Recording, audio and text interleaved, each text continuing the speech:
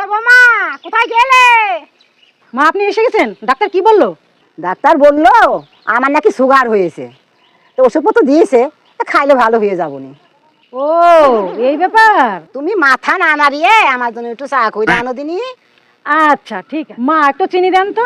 আমি চিনি পাবো কোথায়? ডাক্তার বলেছে আপনার না সুগার হয়েছে, তো ওইখান থেকে 2 চামচ চিনি দেন না। দেখ, তোমাকে চা বানাইতে হবে না, থাক। তোমাকে না বলেছি জ্যান্ত মাছের ঝোল করতে, সেটা কি করিস?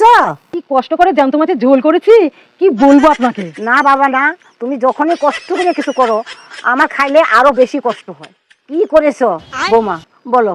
জানো মা জানো, জ্যান্ত মাগুর মাছগুলো যখন কাটছিলাম মাছগুলো মরে গেছে, তাই একটা বুদ্ধি করেছি আমি। কি বুদ্ধি করেছো বৌমা? জানো মা জানো আমি কি করেছি?